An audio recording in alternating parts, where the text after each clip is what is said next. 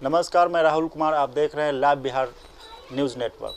अभी हमारे साथ हैं सुजीत कुमार जी, जो कि विलासपुर पंचायत के मुखिया के पति हैं। अभी हम उनसे बात करेंगे कि आप अपने बारे में कुछ। बहुत बहुत स्वागत है आपको लाइव बिहार न्यूज़ नेटवर्क में। मैं सुजीत कुमार हुलासचक बीर पंचायत का मैं हमारी पत्नी जो है मुखिया हैं। और मैं मुखिया में जो अभी इलेक्शन था तो 5 साल पहले आप अपने बारे में कुछ बताइए।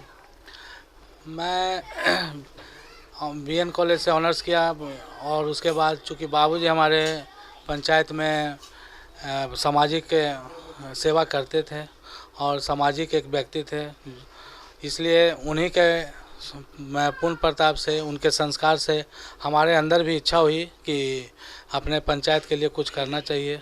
और 5 साल हमने हुलासचक बीर पंचायत में पूरी तरीके से डोर टू डोर कैंपेनिंग किया और लोगों के बीच में जाकर के लोगों को आगे विकास के लिए प्रेरित किया और उचित वोट डालने के लिए प्रेरित किया।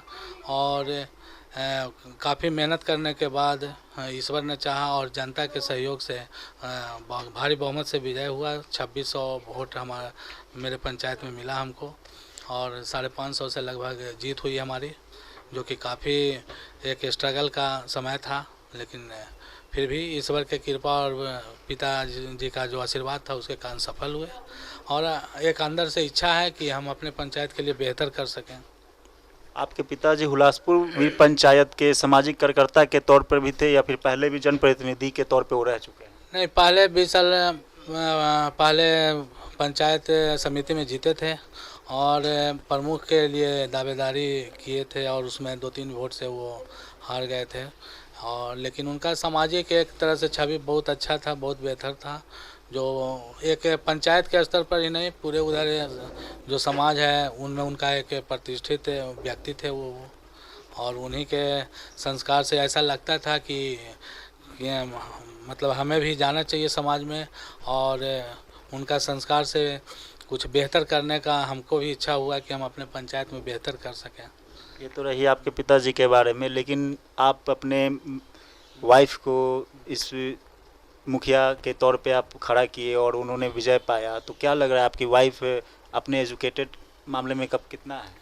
हाँ, हमारी पत्नी भी एजुकेटेड हैं और बीकॉम ऑनर्स कर चुकी हैं।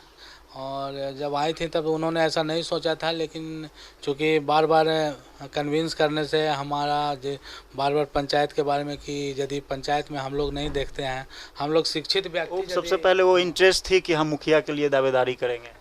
नहीं, शुरू में तो इंटरेस्ट नहीं था उनको, क्योंकि अब दूसरे जगह से आई थी, उनको यहाँ का माहौल उतना पता नहीं था। लेकिन फिर भी हमने धीरे धीरे बताया कि आखिर हम लोग जो शिक्षित व्यक्ति हैं और अपने समाज के लिए यदि आगे नहीं बढ़ते हैं तो फिर हम लोग का समाज काफ़ी पीछे चला जाएगा।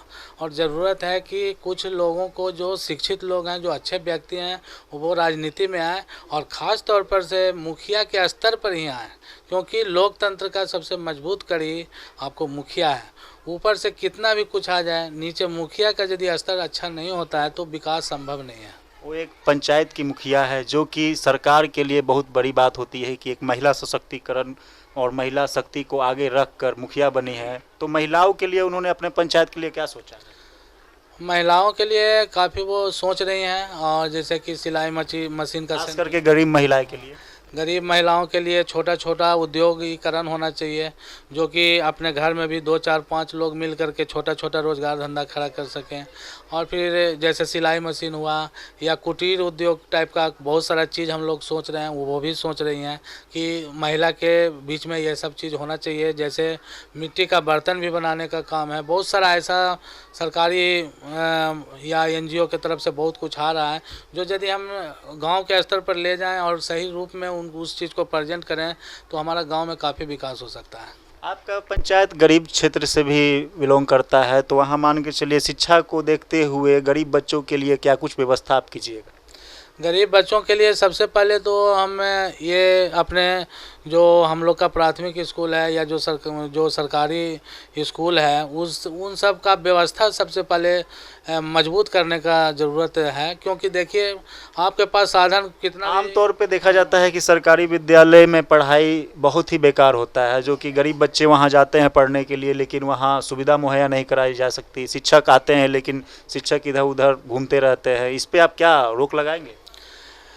यहाँ रोक लगाने की बात है कि जैसे देखिए बहुत सारी बातें ऐसा है कि सरकार तो मुखिया को उतना पावर भी दिया है। मुखिया को पावर है, ज़रूर है, लेकिन बहुत सारा जो चीज़ है, बहुत सारा जो सुधार किया जा सकता है, वो एक मतलब सख्ती से सुधार नहीं हो सकता कि बिल्कुल डायरेक्ट।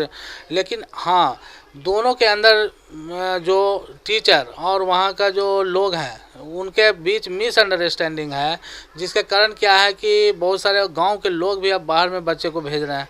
अगल बगल मतलब 10 किलोमीटर 15 किलोमीटर दूर भेज देते हैं, लेकिन गांव के स्कूल में नहीं भेजते हैं।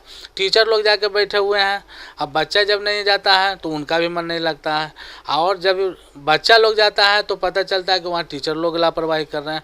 तो ये दोनों के बीच में अभी मिसअंडरस्टैंडिंग है, दोनों को अभी तालमेल बैठाना होगा। इस चीज़ को सुधार के लिए आपने कुछ सोचा होगा ना, प्री प्लान? हाँ, इस चीज़ को लिए हमने सुधार किया है, क्योंकि देखिए एक दूसरे पर लोग फेंक दिया करते हैं, लेकिन हम उस चीज़ पर विश्वास नहीं करते।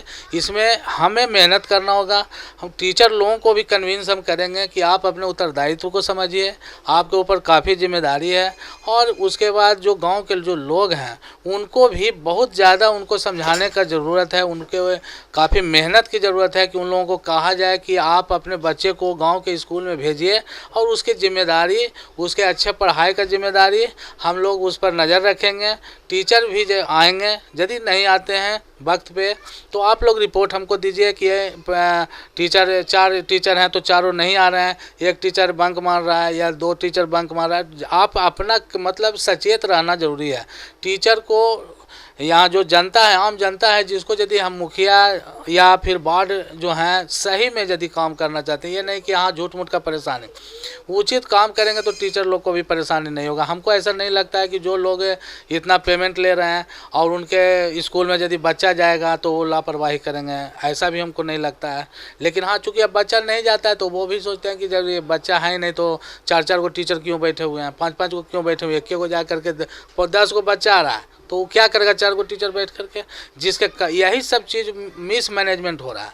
मैंने यहाँ मैनेजमेंट की जरूरत है। आमतौर पे आप कह रहे हैं कि अब हम सुधार करेंगे, वहाँ पे जो चीज़ गरीब बच्चे उस विद्यालय में नहीं जा रहे हैं सरकारी विद्यालय में, वहाँ हम उनको समझाएंगे और बच्चे को भेजेंगे। तो क्योंकि दबाव से कुछ नहीं हो सकता। दबाव से हम किसी के सबके घर से बच्चे को वहाँ पहुँचा नहीं सकते, और दबाव से टीचर लोग को यदि अंदर से इच्छा नहीं होता है तो वो बैठा रहेगा, पढ़ाएगा नहीं।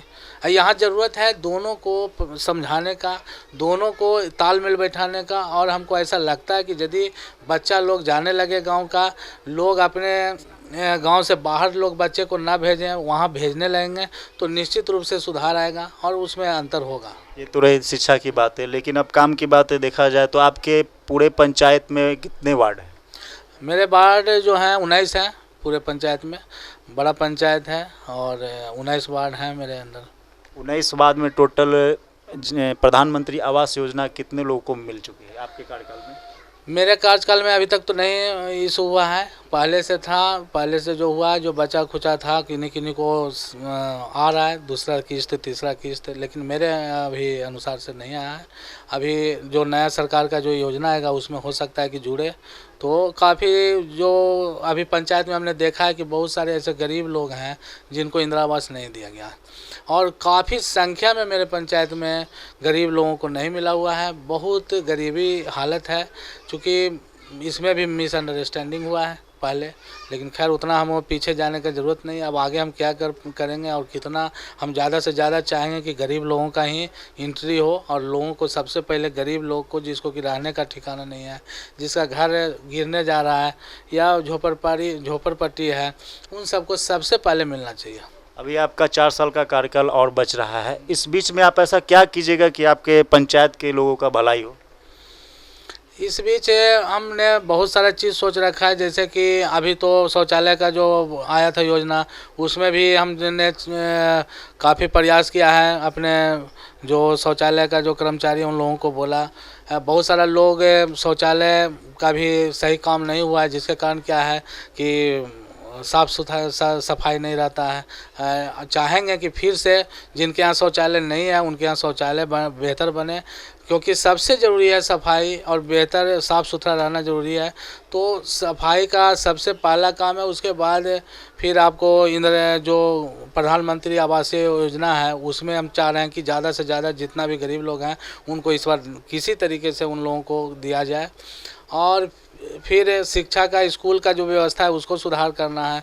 फिर हमारे पंचायत में पंचायत सरकार भवन नहीं है, उसके लिए भी हमको काम करना है और उसमें हम आगे जा भी रहे हैं। आप फिर अपना प्रयास किए हैं और संभवतः उसमें भी सफलता मिलेगी, क्योंकि ज़मीन का अभाव था। ज़मीन रहने के बावजूद भी बहुत सारा ऐसा मतलब सही जगह ज़मीन नहीं मिल रहा था, जिसके कारण पंचायत सरकार भवन में दिक्कत हो रही थी, जिसके लिए हमने ज़मीन खरीदा भी है और अनुदान करने के लिए हमने आग्रह भी किया है और करेंगे। और 16 कट्ठा ज़मीन में हम अपना पंचायत सरकार बनाएंगे बेहतर तरीके से। चलिए, बहुत बहुत धन्यवाद, आप अपने बातों को रखें जी। तो ये थे हुलासचक वीर पंचायत के मुखिया सुजीत कुमार जी, जिनका साफ तौर पर कहना है कि अपने पंचायत के लिए हम आगे चढ़ बढ़ कर आगे बढ़ेंगे और विकास के लिए सरकार से हर वो योजना को अपने पंचायत में लाएंगे जिससे लोगों को फ़ायदा हो। सहयोगी नीरज के साथ मैं राहुल कुमार।